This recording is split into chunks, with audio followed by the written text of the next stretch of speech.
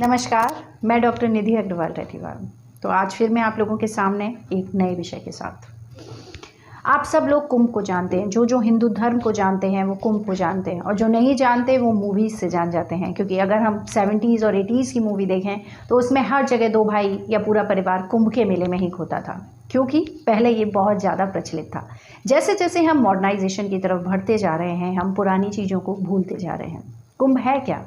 हम सुनते थे मूवीज़ में, यार 12 साल के बिछड़े हुए भाई बहन मिल गए, यानी इट मीन्स कि इट्स अ लैप और स्पैन ऑफ 12 ईयर्स। 12 साल ही क्यों, कम और ज़्यादा क्यों नहीं? उसका एक बहुत बड़ा कारण है कि कुंभ जब भी होता है सूर्य, चंद्रमा और गुरु की वजह से होता है।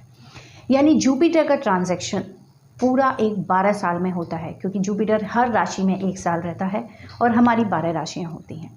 इसीलिए ये कुंभ 12 साल में होता है। पर इसके बाद आप सुनते होंगे आज हरिद्वार में कुंभ है, आज बनारस में कुंभ है, आज यहाँ कुंभ है। ये अर्ध कुंभ होता है, यानी कुंभी बोलते हैं 6 साल बाद। जो मेन कुंभ होता है वो इलाहाबाद का कुंभ होता है, जो बहुत बड़ा होता है 12 साल बाद। इस कुंभ का एक अपना महत्व है। ये कुंभ शुरू क्यों किया गया, इसके पीछे कारण क्या था, किसने शुरू किया, ये सवाल आप लोग सोच रहे होंगे। पहली बात, ये कुंभ शुरू हुआ हमारी 8th सेंचुरी से, और शुरू किया आदि शंकराचार्य जी ने। उस समय जब हिंदू धर्म की स्थापना हुई, हिंदू धर्म को फॉर्म करना था, उसको आगे बढ़ाना था, और उसको लोगों को बताना था कि हिंदू धर्म का क्या क्या फ़ायदा है। आप लोग हिंदू बनिए। हिंदुत्व की रक्षा करने के लिए एक ऐसा प्लेस ढूंढा गया, ऐसी जगह ढूंढी गई जहाँ पर सभी साधु संत दूर दूर से आएँ और अपनी बात कहें, एक सभाएँ की जाएँ। पर उसके लिए कुछ अट्रैक्शन भी चाहिए था।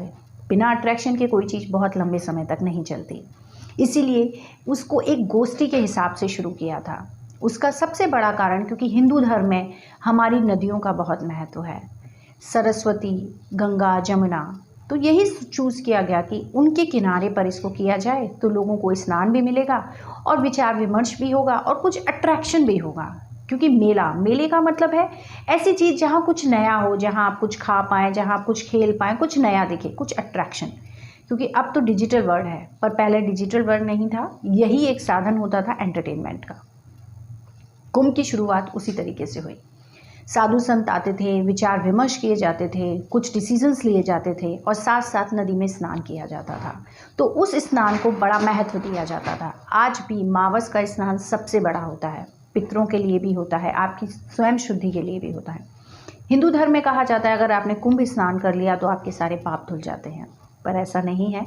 पाप कर्मों से ही धुलते हैं, स्नान से नहीं। इसी तरह कुंभ का अपने आप में बहुत बड़ा महत्व है, जो हरिद्वार, उज्जैन, नासिक और इलाहाबाद 4 जगह लगाया जाता है। कुंभ भी आपने सुना होगा वृंदावन में भी लगती है। स्नान के साथ साथ सारे देश के साधु संत इकट्ठे होते हैं। सारे देश के जितने भी धर्म, जितनी भी सभाएं, जितने भी संस्थान हैं हिंदू धर्म से रिलेटेड, सारे इकट्ठे होते हैं और अपनी प्रेजेंस शो करते हैं। अरबों में लोग आते हैं और स्नान करते हैं। आपने सुना भी होगा कि कई बार ट्रेजेडी भी हो जाती हैं, क्योंकि लोग, गवर्नमेंट उसको इतना, प्रशासन इतना हैंडल नहीं कर पाता इतनी बड़ी गैदरिंग्स को। पर हिंदू धर्म में कुंभ का अपना ही महत्व है। खाना पीना, झूले, अलग ही संस्कृति, अलग ही तरीके से हिंदू समाज को दिखाया जाता है। इसका सिर्फ एक मोटिव अपने हिंदू धर्म का प्रचार करना, उसे आगे बढ़ाना और लोगों को बताना कि हिंदू में क्या क्या है, हिंदू बनने में आप क्या क्या पाते हैं। साथ साथ साधुओं का बड़ा महत्व होता है, स्पेशली नागा साधु। बहुत दुनिया के साधु, पूरे भारत के साधु, और इवन अब आप देखते होंगे कि विदेशों में भी जिन लोगों ने हिंदू धर्म अपनाया हुआ है, साधु को मानते हैं, साधु धर्म अपनाया हुआ है, वो भी आते हैं कुंभ स्नान के लिए।